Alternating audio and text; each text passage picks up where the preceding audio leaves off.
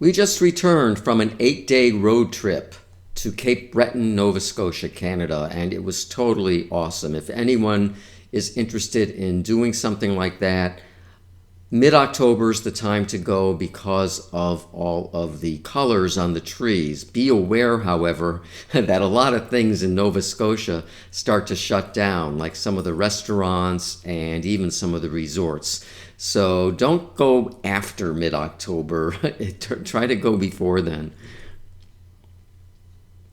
So this is just an overview of what I'm about to show you. So our first stop from Connecticut was in Orono, Maine, then over in Canada, Moncton, New Brunswick, and then all the way over to Baddeck, which is at the base of the Cabot Trail.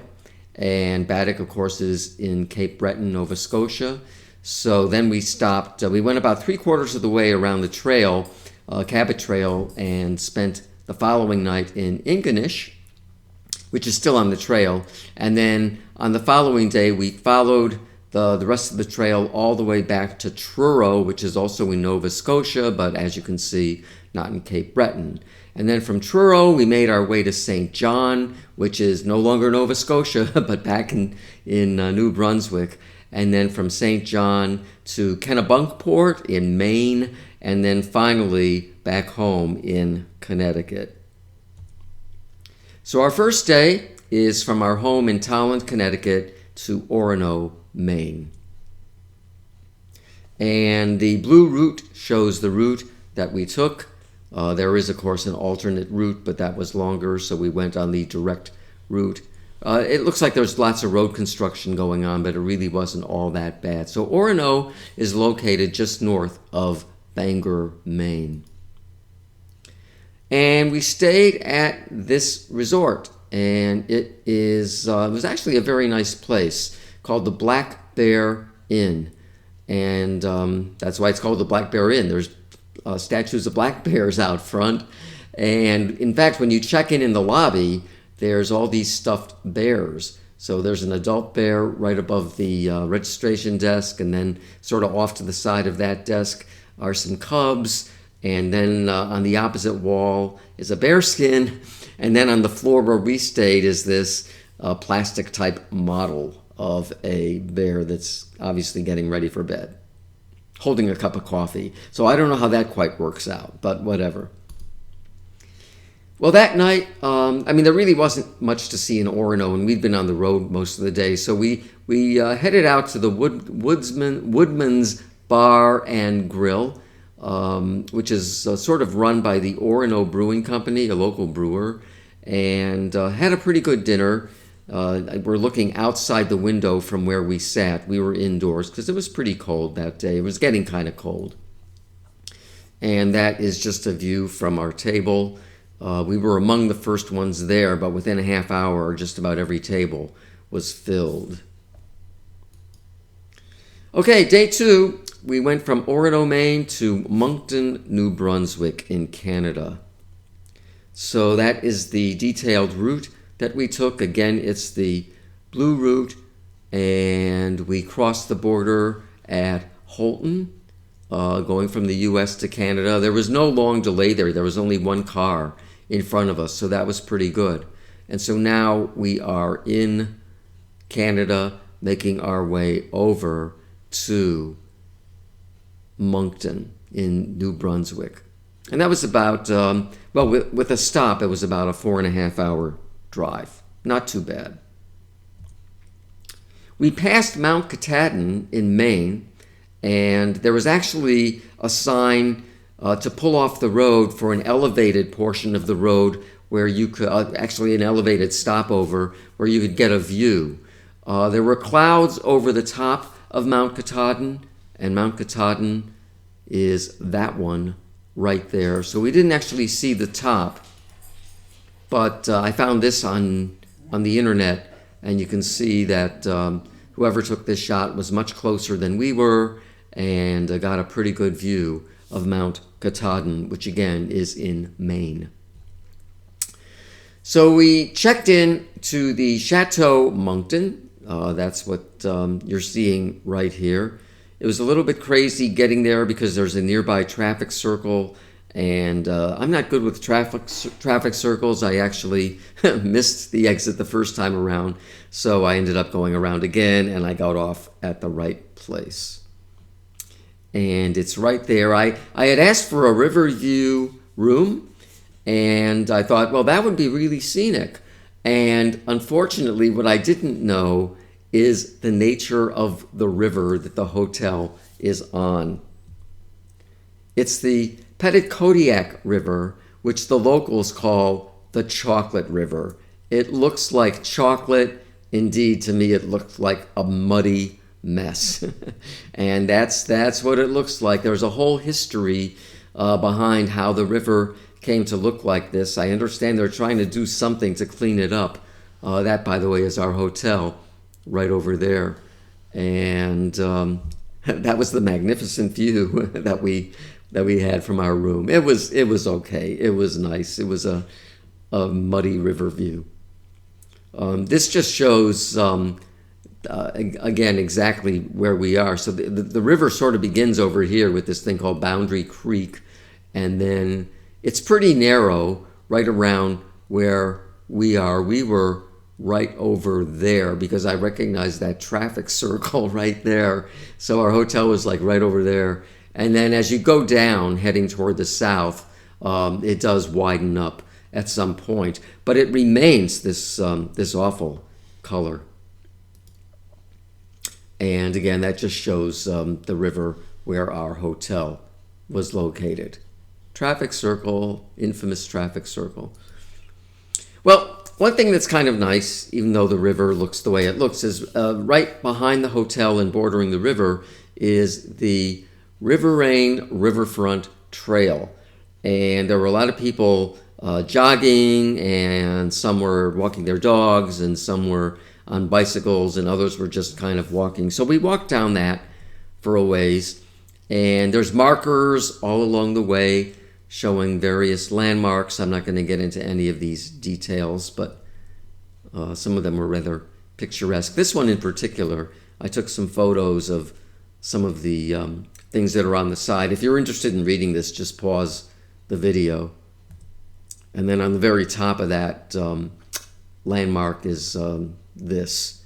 So again, it depicts history. And then heading back toward the hotel, we saw all these ducks. They weren't on the river, ducks and gulls actually. But this guy over here was getting something into the dumpster. I think he was getting something in. I don't think he was getting anything out, at least I hope not. But the ducks and the gulls apparently are attracted to anyone going near that dumpster. And so this is heading back to the hotel. Again, there's our hotel, there's the river, that's the pathway we're on. And then there's this covered bridge right near our hotel along the river and on the boardwalk. Well, that night, I had made reservations at a restaurant that I heard really good things about from TripAdvisor called Tony's Bistro and Patisserie. And it's a very unassuming place. If you didn't know what was there, you could drive right by it. It's in this very small, very short strip mall. And you walk in, and on one side is this incredible place to buy all these pastries and breads and stuff, and the restaurant is just on the other side of that, in the same room though. So this was a lamb shank that I had for dinner. By the way, the food was indeed excellent. And my wife had, over on the left is duck confit. Actually, she had two appetizers. Mine was an entree. Duck confit, and over on the right is a very interesting salad. That's exactly what it is. It's a salad. I forgot the name of the salad, but that's what it was. And again, her meal was also excellent. Well, it was her birthday, so we splurged and had dessert. She had the lemon tart, and I had the key lime tart. Both were really, really good. The way that works, by the way, is the waitress comes over when you're ready to order dessert. If you want dessert, she just tells you to go over to that other side of the restaurant and find whatever we want from the case, and because they sell out of stuff pretty quickly. So everything that they don't even bother with a menu because they do sell out of these desserts. She just said, find something and she'll grab it for us, and that's exactly what she did. Okay, day 3, we are now going to head from Moncton, New Brunswick to Baddeck, Nova Scotia at the base of the Cabot Trail.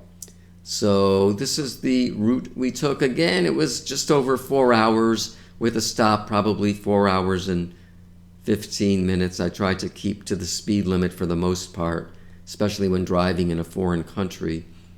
So that is the route we took and ended up at the Silver Dart Lodge in Baddeck. And there it is. That's the sign on the road. And that is a view of this lake from our room. So when you drive in to the Silver Dart Lodge, that sign you just saw is right down there. And the road that gets you there is that road over there. And you check in over here. That's where the check-in desk registration is, as well as the restaurant. And we ended up staying in the East Lodge right over there. And just to orient you, again, you check in over here, McCurdy's restaurant. More about that later. We ended up having dinner there. And we're in the East Lodge right over here. But the reason I'm showing you the property map is, by the way, I took that picture over here looking out over the Bras d'Or lakes, and I'm probably totally mispronouncing that, but whatever. This is a hiking trail. I didn't know they had this. And there's different ways you can go. I went all the way around that way and then cut back over here and returned back to our room over here. But only after first going down here, crossing that road, and then going to the beach walk, which was not very long, but was actually kind of nice. I'll show you some photos. That lake, by the way, is quite huge, as you can see from this overview map. It's a really large lake. So here I am on the trail, the one that goes back into the woods. There were, it was an interesting trail. Signs that describe the various types of trees that you walk by. There's an apple tree, for example, these very small apples. They might be crab apples, but I'm not sure. And then when I was down at the beach trail, that is the view of the lake that you get from the beach trail. And it was really nice. So like I said, we had dinner at McCurdy's dining room right there in the hotel. There wasn't a lot to choose from elsewhere that looked really interesting. And the view was fantastic. So we sat right by the window and got a view of the lake. Well, the next day we headed out for the main reason for doing this trip, and that was to drive around the Cabot Trail. So we went from Baddeck to Ingonish. So yes, the world famous Cabot Trail. There are a lot of trails that you can take in this area. This is only one, but it's one that I saw when I was doing my research for this trip that was particularly scenic. I know other people that had done this before, so I decided to go ahead and do this one. So again, we start out in Baddeck. You could either go counterclockwise, a lot of people do that, or clockwise, and I decided we would do clockwise. So the trail follows this route. This is all Cabot Trail right here. Goes all the way around. As I'll show you, we did take a little bit of a detour when we got to White Point, to go to White Point rather, because the trail here, the Cabot Trail, just cuts across land, and we thought this would be more scenic. So we met up with the Cabot Trail by going from White Point and then down here, back on the Cabot Trail, and ended up in Ingonish. Actually, it was just between Ingonish and Ingonish Beach. It was right over on this little peninsula right over here. So that's what part of the Cabot Trail looks like. And as I expected, the rains were moving in. And we got a lot of rain while we were particularly on this portion, the north portion of the Cabot Trail. It wasn't quite raining yet when I took this photo, but it started to rain shortly after we got back in the car. So it was still kind of nice. So there's our car, and now it was pouring. It was totally pouring. In fact, I didn't have a parka with me. I had, actually I didn't have much in the way of rain gear other than an umbrella. But we stopped at the visitor center where they were selling parkas and all other kinds of souvenirs and stuff. So I managed to buy a parka, which was a good thing. As soon as we got back in the car, it started to pour. So we're driving along, and I wasn't going to let the rain spoil things. So I got out of the car. I'm not in the car, obviously, at this point. And I was just making some movies. You can see it's raining. You can't see how hard it was raining. Camera doesn't show that, but you can see the rain coming down. And it was incredibly windy. It was extremely windy with waves coming in off of the ocean. And again, a little bit further down the trail, still pouring. You can see a lot of waves. But again, that was not going to stop me. That was not going to ruin our trip. What it did ruin is I wanted to walk the Skyline Trail, and it was pouring. I didn't want to get soaked. That's a fairly long trail, and so we just didn't do that. But here it kind of stopped. I think it was just drizzling when we got to this point. So again, you can see the fall colors. And we're pretty high up, so the clouds are sort of nearby, as you can see.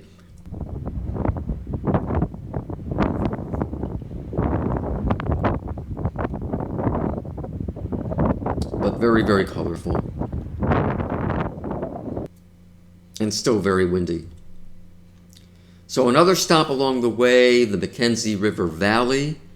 And again, you get a sense of how high up we are just from that photo. And it wasn't quite that cloudy when we got there, but we were kind of up in the clouds. And then that's another place, actually. And then we went to the Aspy Fault, and that's the Aspy Fault right there. So it's still high up, but for whatever reason, the clouds were higher at this point, and it pretty much stopped raining. But we were already past the Skyline Trail, so we didn't go back to pursue that because it would have been all wet. It's probably kind of dangerous to walk on. So we stopped, and we got some pretty magnificent views along the way. And then here's where we diverged off of the trail. Had we followed the Cabot Trail, we would have crossed the land over there. But we thought the water front would be much more scenic, so we took the White Point Road all along there and stopped at White Point briefly to get some photos. And then New Haven Road has nothing to do with New Haven, Connecticut. And then we met up with the Cabot Trail at Neal's Harbor, and then continued along the Cabot Trail. So there's White Point, and when we got to White Point, we actually took this little road. It's very short, very, very short, and parked right over there, and there's our car, and this is what we saw from where we parked. Again, there's that little road right there. The main road is up there. And we have this Daniel's dinghy. I have no idea who Daniel is, but that's his dinghy. So I walked to the edge of that landing and got some pretty good shots. It was still very cloudy, but it wasn't raining at this point.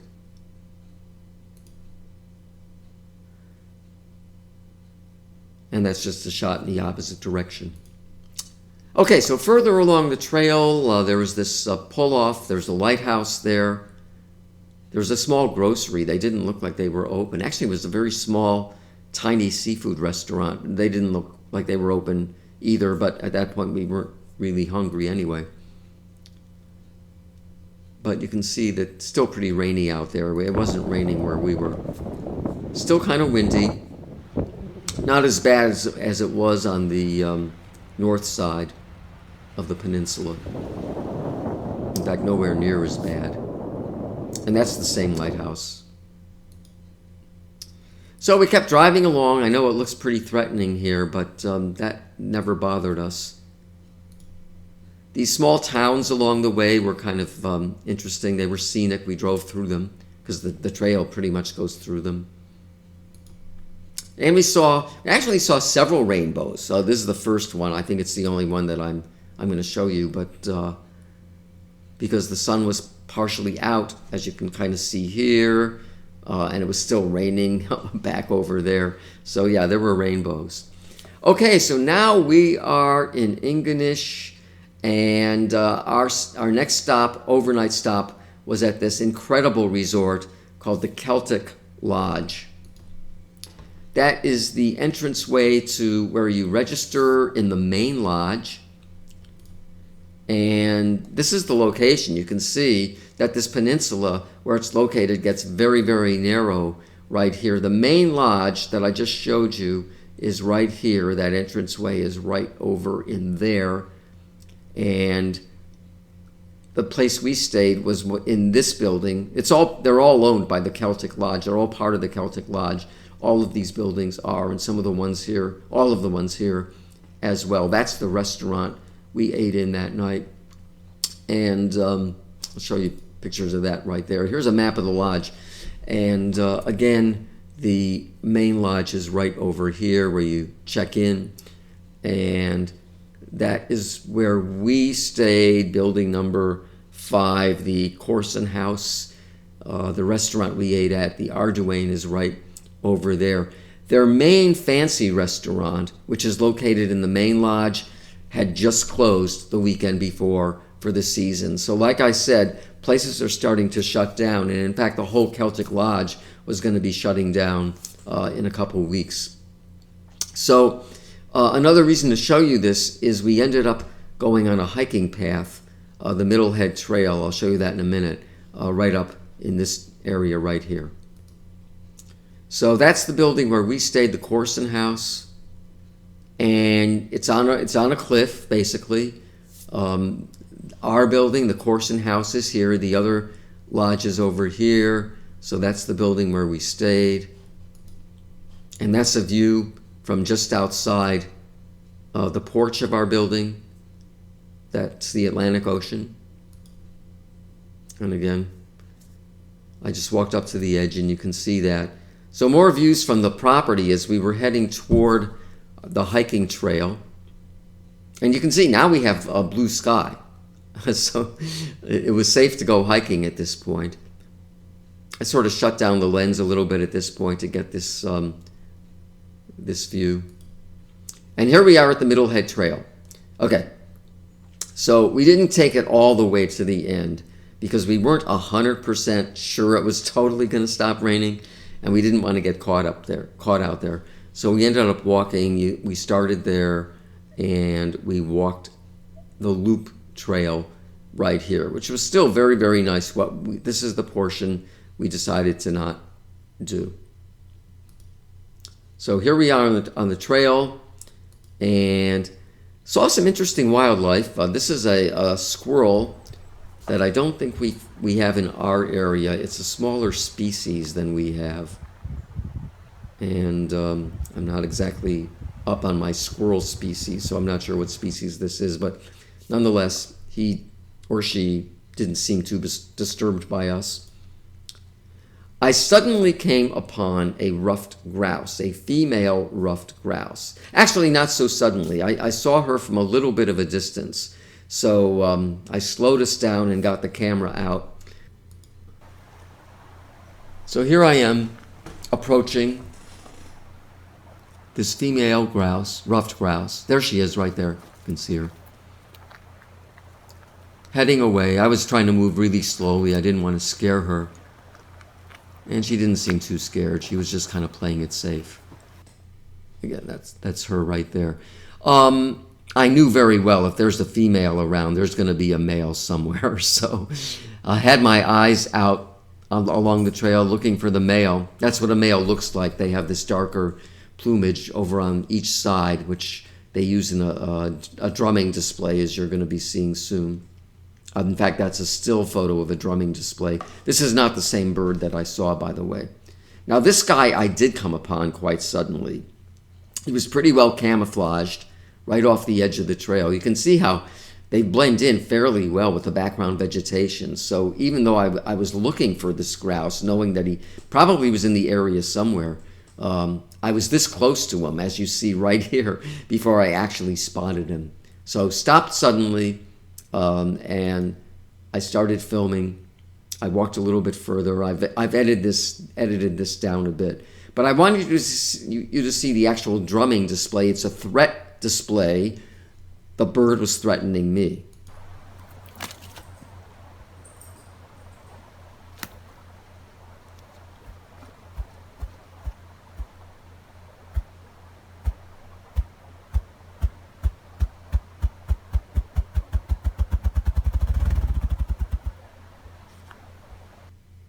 So yeah, it makes that drumming sound. And he ended up not pursuing me at all. I have had encounters with birds, and if they want to do you some harm, they are perfectly able to do that. But he just went off in the woods. I figured he'd be pretty safe, and he was. I mean, I was safe. So the bird was safe too. Anyway, when we got back, we went to the Arduin restaurant, the one that was still open. Again, it's not their super fancy restaurant, but it was fine. We had this nice window view. And then later, I don't even remember what we had, to be honest with you. Whatever it was didn't merit taking pictures of. So I probably had a hamburger or something. I don't know. But anyway, they did have this entertainer, a local folk singer, in the main lodge from 6 to 8 at night. So there was a bar there, and so I got this local IPA. Always like to try these local draft beers, and it was pretty good. And so here's just a short snippet of a song. Nova Scotia, nature's music, nature's song. Let my journey take me back here. All my troubles will disappear. It will make me bold, free, and strong. Home in Nova Scotia, Nova Scotia, nature's music, nature's song.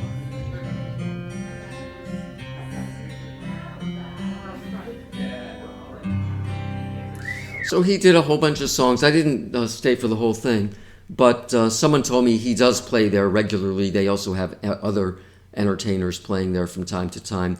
He mentioned later on in the set that he still had remnants of the flu. So I thought he was doing a pretty good job, given that he was really not feeling very well. Okay, the next morning it is bright and sunny and colorful, and we are ready to check out. That's still from the grounds of the hotel. And I was heading up the road to the main lodge to get us checked out at this point.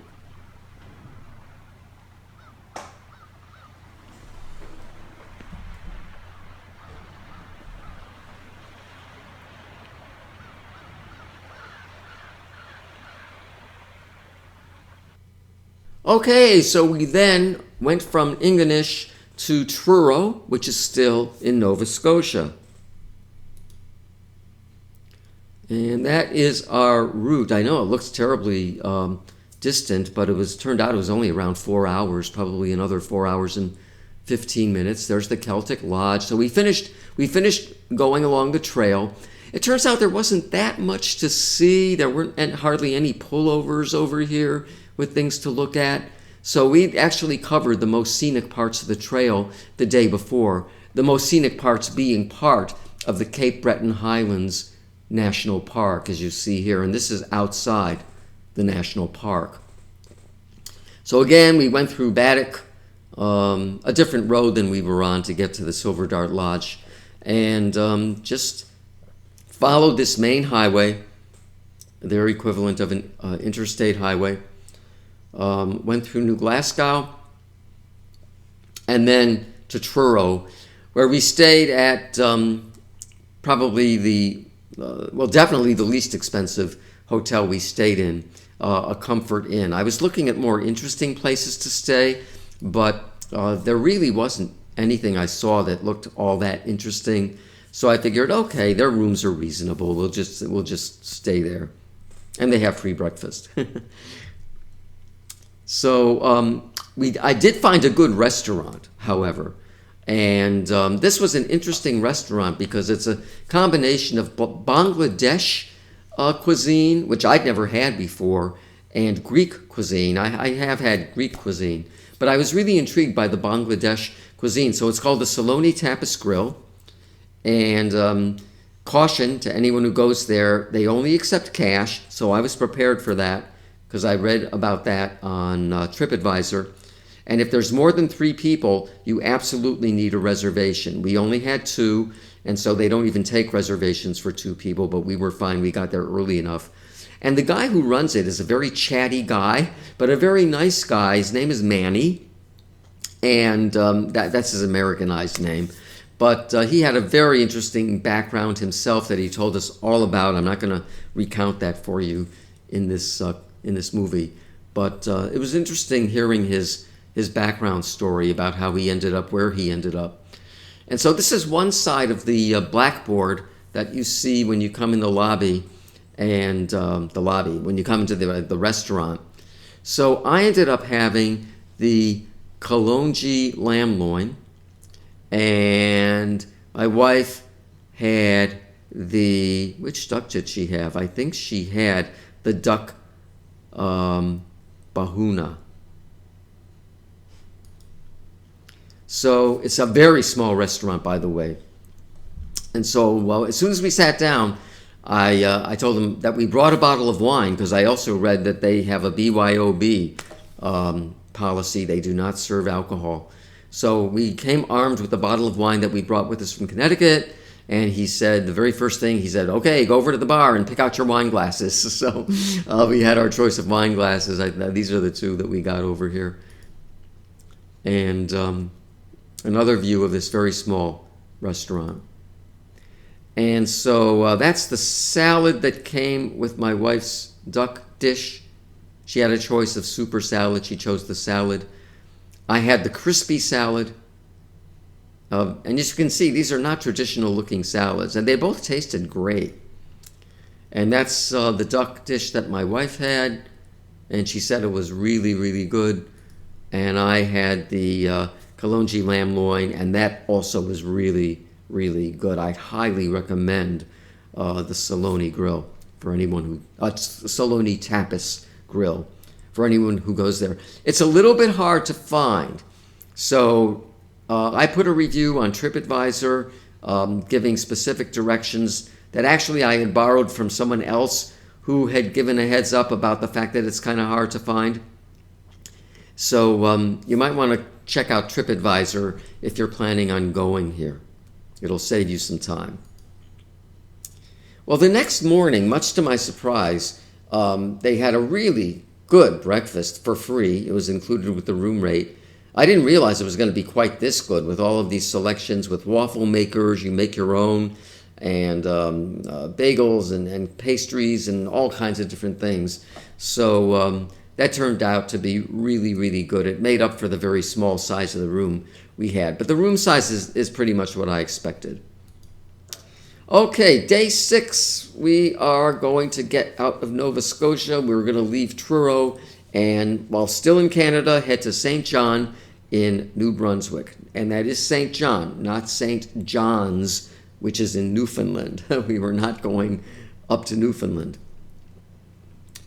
Okay, so again, it's the blue route that we took. There's the Comfort Inn. If we went this way, we would have to have taken a ferry from Digby, which would have been fine, but it's also a lot longer, 5.5, probably more like 6 hours, because you got to wait for the ferry. I don't know how long that has. You wait to get that. So we passed through Moncton again, and actually right around that same infamous traffic circle where I took the wrong exit the first time. Guess what? I took the wrong exit this time as well. Had to go around again, and actually didn't go around. We found another way to get back to where we were going. I think we did. I don't remember anymore. Anyway, we were fine, and then went into St. John.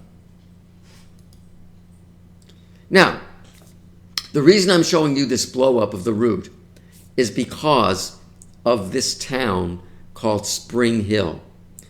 I passed road signs for Spring Hill like this, and I knew there was something about the name that dredged up some memory, but I couldn't quite place it.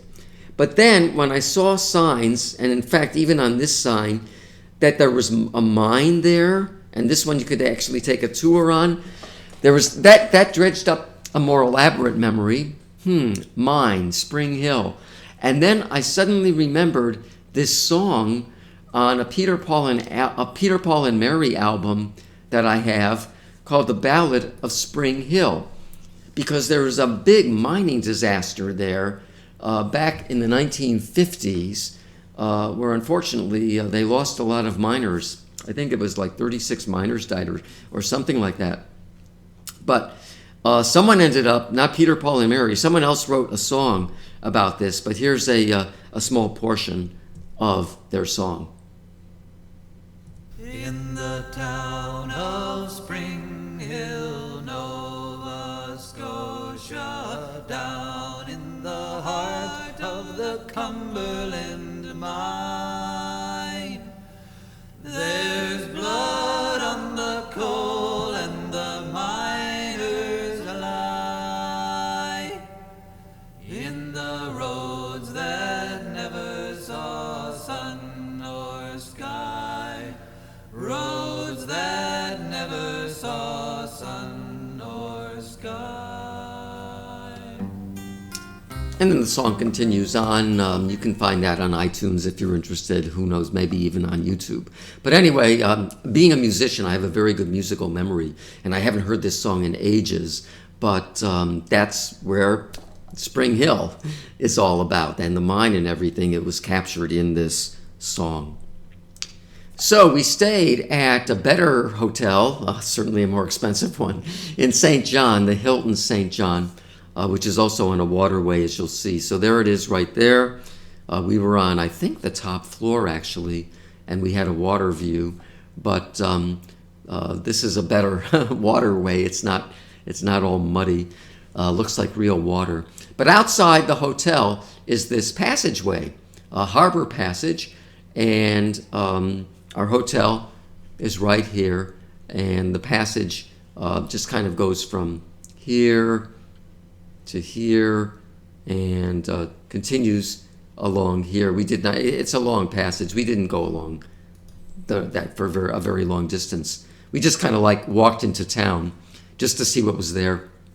So this is a picture of that waterway on the harbor passage, and I'm showing you this. Okay, starting in Maine, we saw these moose warning signs all along the roads, and they were even more frequent in Canada.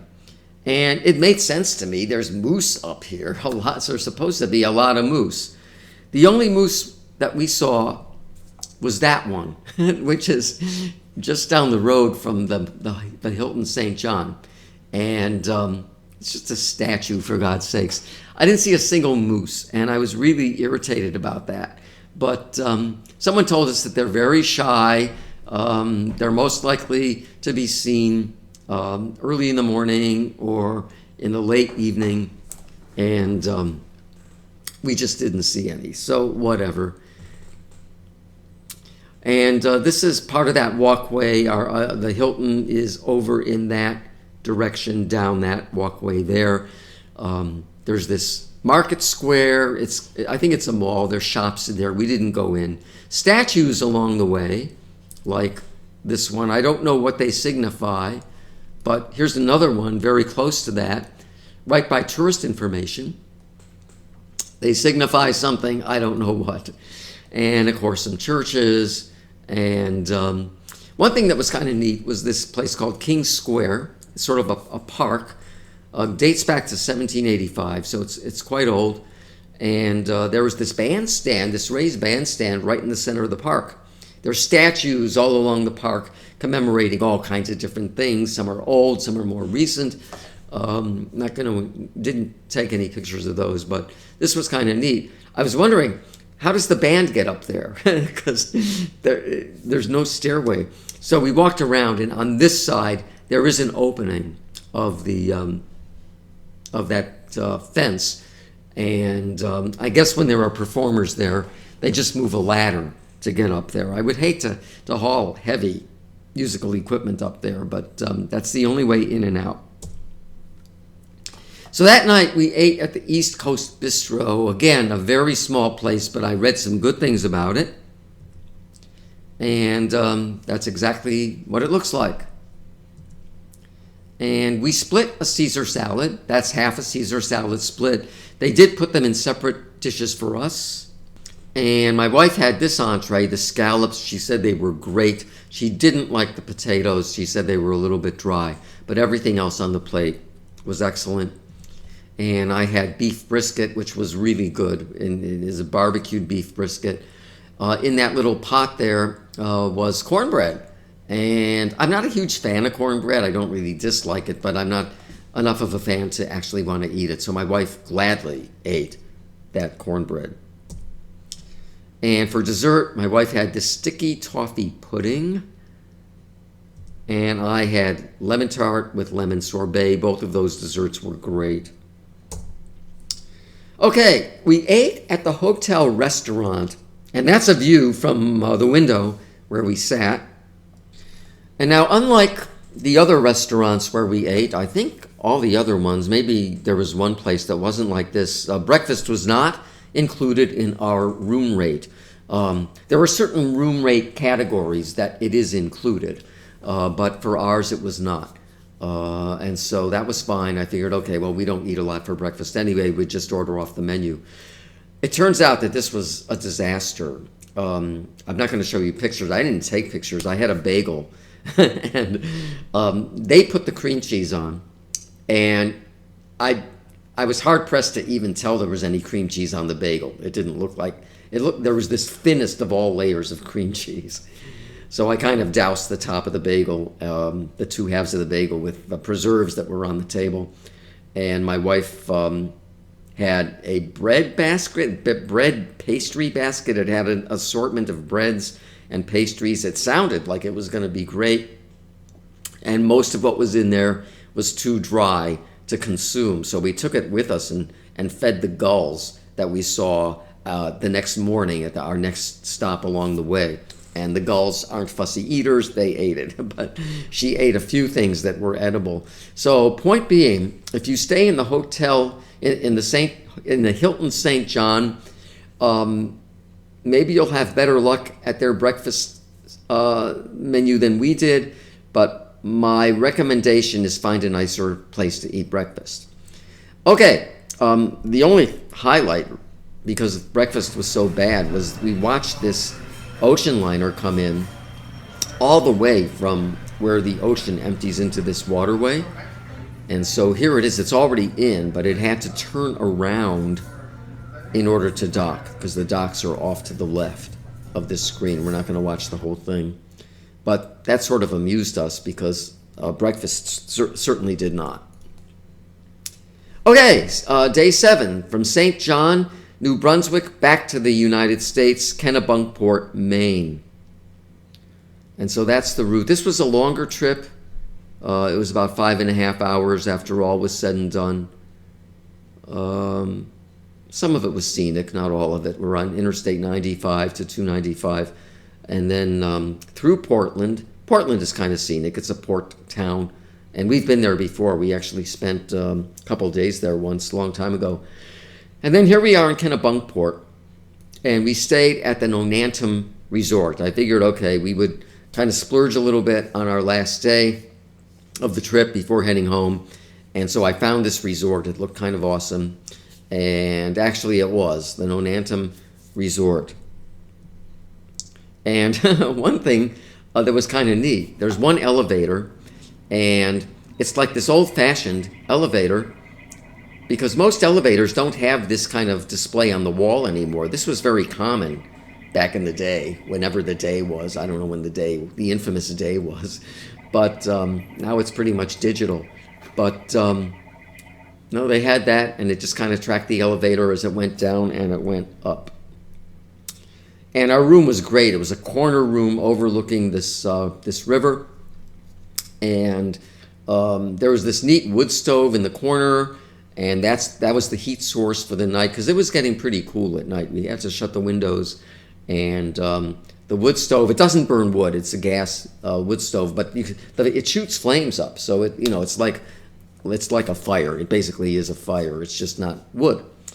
Okay, so that was all pretty good. One thing that was really interesting about this room was in the bathroom, which I'll show you in a minute. That's our view of from outside our window. We could not open these windows, so there's some glare on the windows. But just to show you the view from one window, and like I said, we had a corner room. Down there in the background is the Atlantic Ocean opening up into this river. And then there's the river from the other window. Again, with glare from the sun, we could not open that window. Okay, the bathroom. That's the sink. And it's weird, but in a very interesting way. I guess the bowl part of the sink isn't all that weird, though. It's nothing like we have in our house, not even close. But here's how it works. We are at the Nonantum Resort in Kennebunkport, and it's kind of an old inn that's been redone. And this is the most unusual sink that I think I've ever come upon. And so I will show you how it works. Pardon the jitteriness, I'm trying to reach the lever. So there's a lever, and you move this, and it does that. Not the average sink that you'll find at home, but kind of interesting. Yeah, I kind of like that sink. There were some downsides. It splashed a bit, but not a whole lot. But really interesting sink. Okay, so we're getting close to Halloween. We're sort of in around October 21st or thereabouts. And so they had all their decorations outside for Halloween. They have a large property.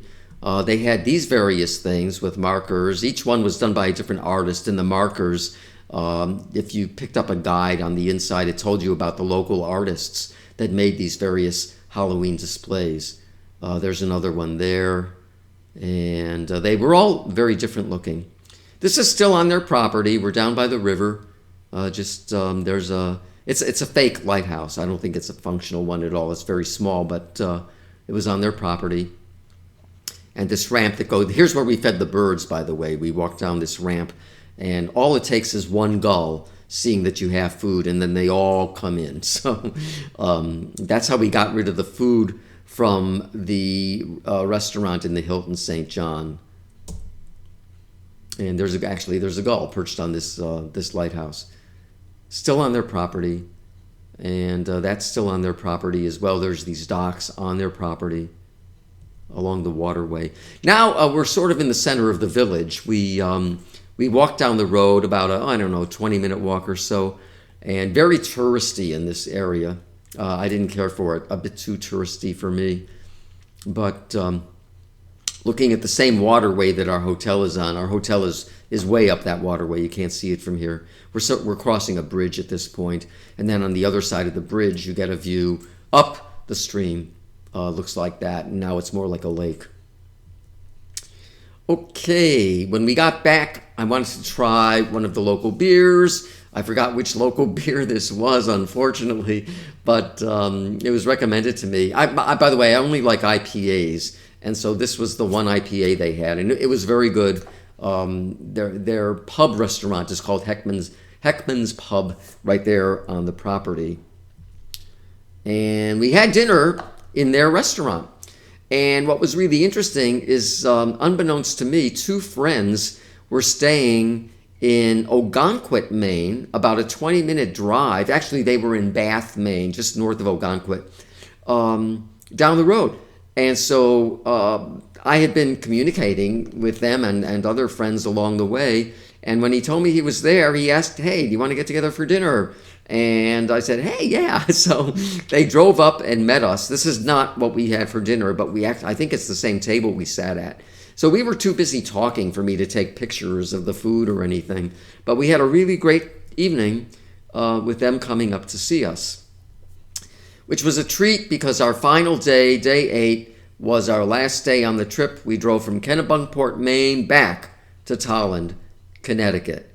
And this was actually a shorter drive than it looks like. This map makes it look like it's really long, but it was only about a 3-hour drive. And again, maybe 3 hours and 15 minutes with stopping over to get gas, a bathroom break, etc., which got us back to Tolland. Now, our dog, whenever we take these trips, is looked after by one of the town trainers in Tolland. I'm sorry, one of the town animal control officers. And he did some training with me and Luna shortly after we got her. And so he's willing to keep dogs that he knows and that he trusts to not cause havoc inside his house with his dogs.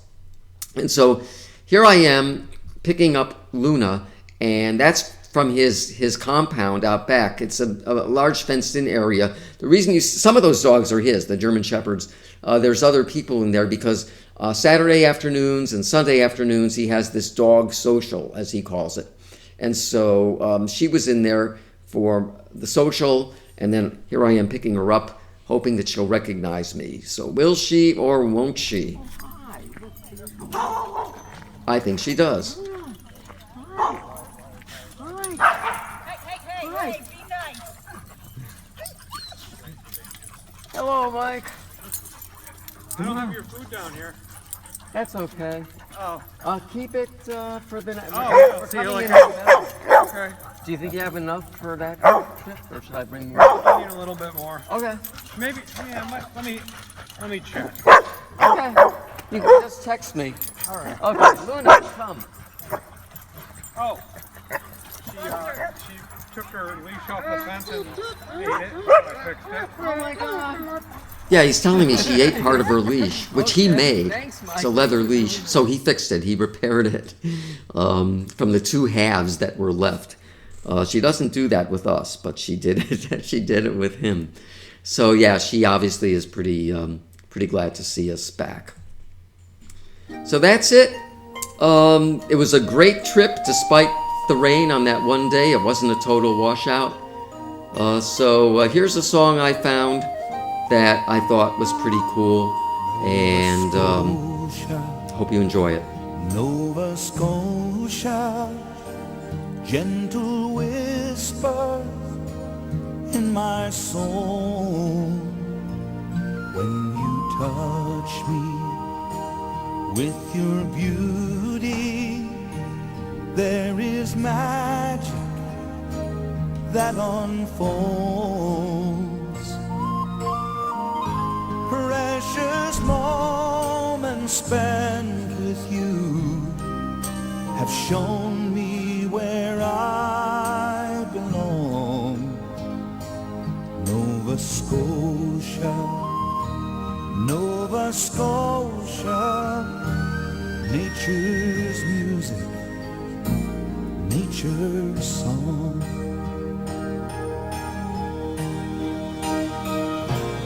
I have walked your highland valleys, I have roamed your sandy shores, and the peace that lies within me will remain forevermore.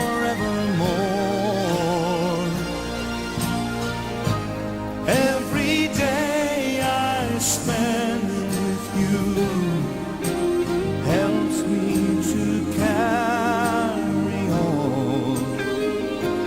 Nova Scotia, Nova Scotia, nature's music, nature's song. Land of splendor, land of wonder, touch the spirit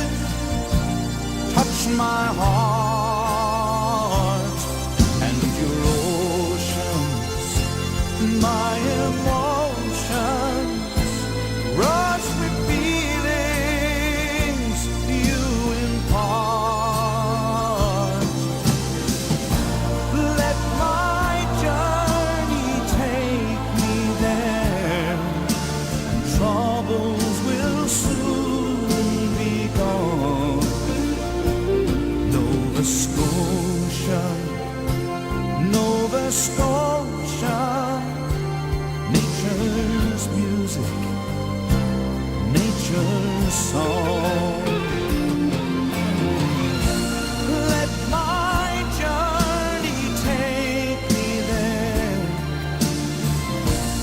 Leave the worries, leave the cares. All my troubles disappear,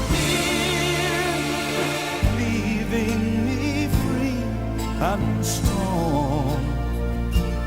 Nova Scotia, Nova Scotia, nature's music, nature's song.